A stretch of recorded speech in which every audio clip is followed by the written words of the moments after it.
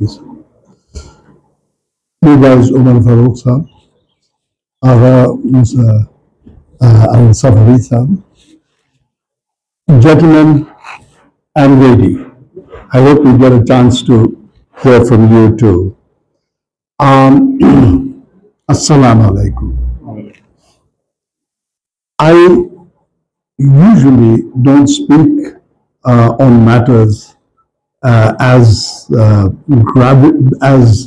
as much gravitas as religion, because one knows what one doesn't know also.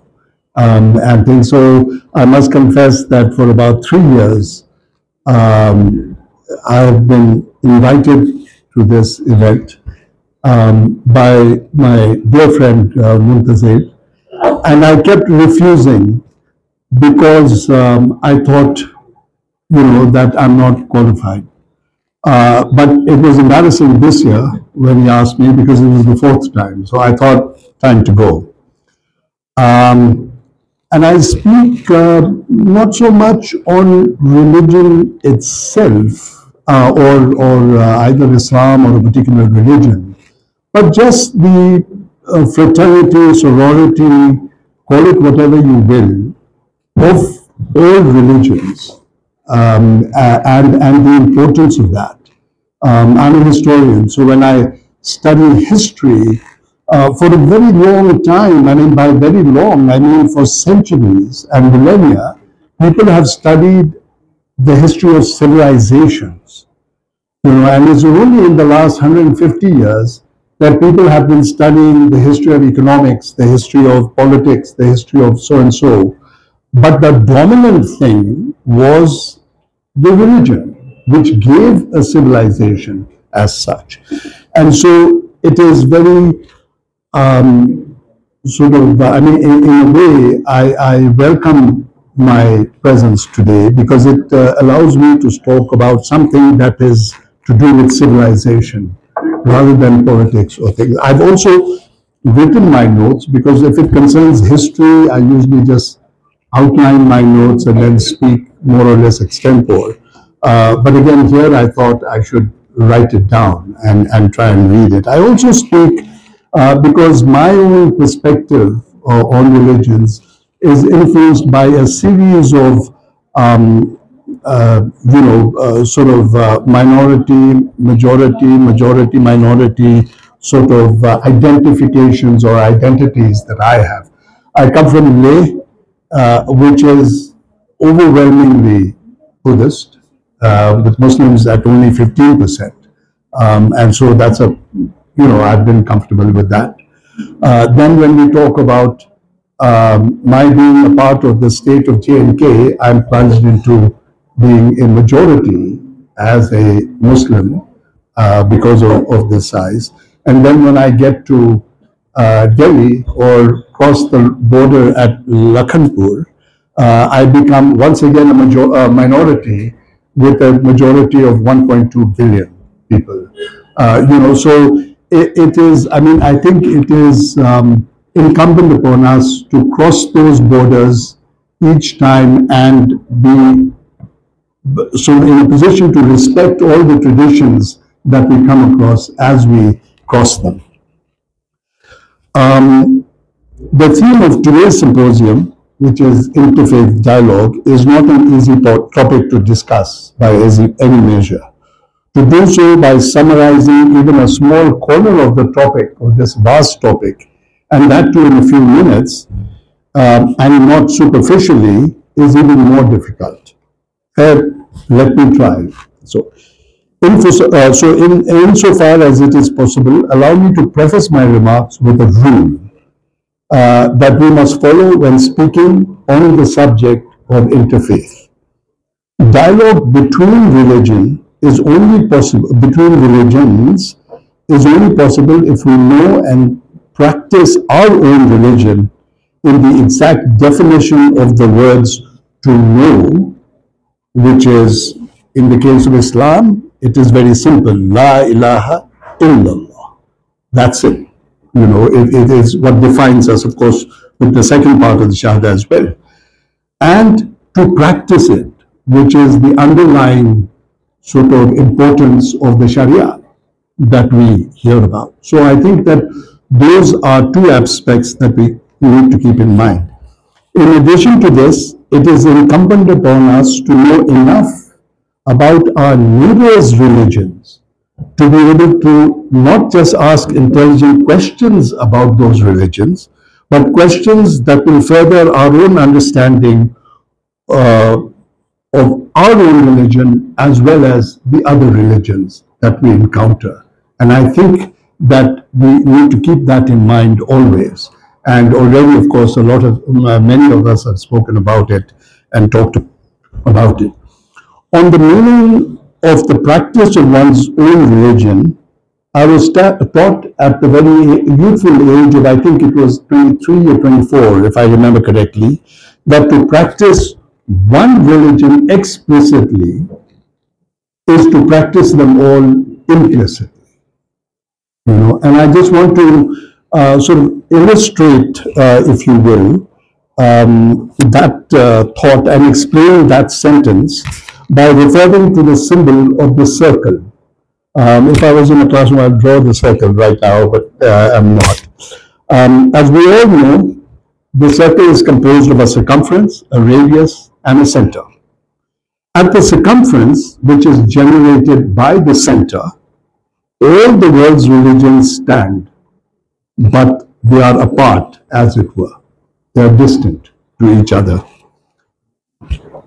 Then, as we walk on the path of the religion most familiar to us, and for the Muslim, Islam, for the Sikhism, and so forth, you immediately note that the radius next to us is far from us at the beginning, but as we start walking along that as seekers, salik, on the path, the radii come closer together. First of all, it's a straight path, Sirat al-Mustaqim, and then the radii come closer, and we note that the more we walk on our radius, all the others next to us come closer and closer, and we seem to understand them more and more.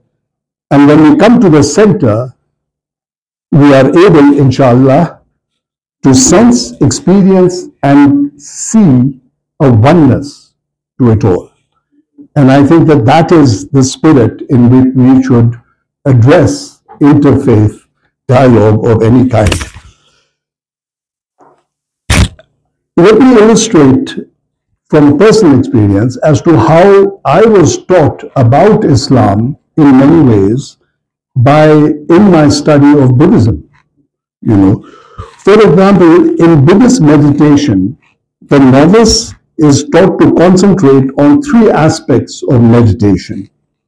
And many of us will recognize the words, one is the mantra or speech, the spoken word. The other is the mudra or action, how we act, our bodily movements and so forth. And then the mandala or the orientation in which we must think.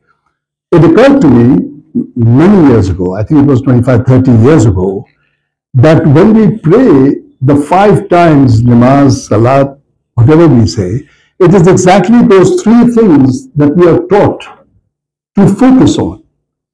We have a set for each cycle of prayer. There's a set way to think about it, and to speak during it. What we recite is that, and so forth. And so I think this is how different religions can even help to understand the other religion.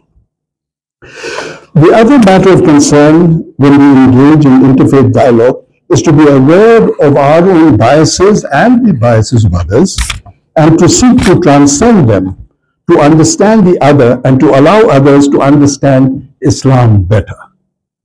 And I think that this is something that we can do in our personal lives, because we all know our own religions, and so we make a little bit of a conversation about, maybe 5 minutes.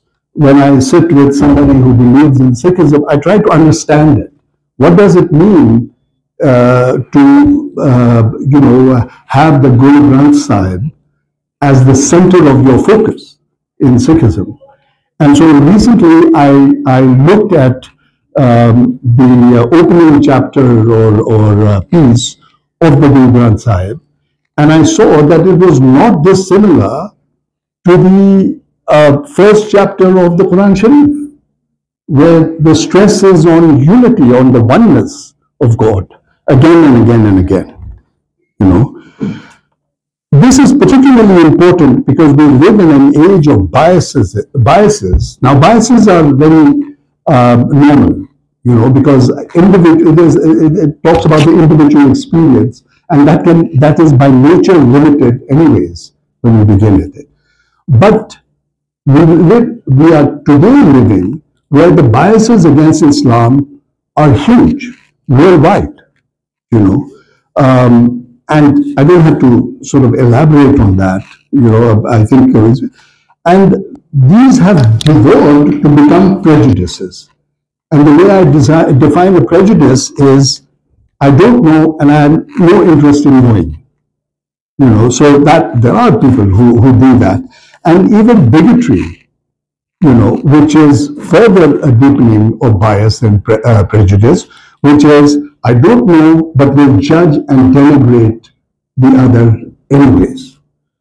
So, and I'm sure that within Islam, we also have people who denigrate other religions in a similar way. So I think that is, let me, but one thing that I've noticed, and particularly in Kashmir, is that, we sometimes unwittingly ourselves give legitimacy to some of the biases and prejudices that come up, and it always irritates me, but then I know that I'm irritated as an academic, and many people don't understand academics, so I just keep my mouth shut and don't talk about it. But I thought, let me discuss. For example, as we know, both Omar Saab and Ara Saab are in the news quite often, and we hear about the head priest, of Muslims and so forth. When in fact, Islam has no priesthood. We don't have a priesthood. That's the beauty in many ways of Islam. What we do have is ulama, alims, which translates intellectuals. So it's a different kind of thought.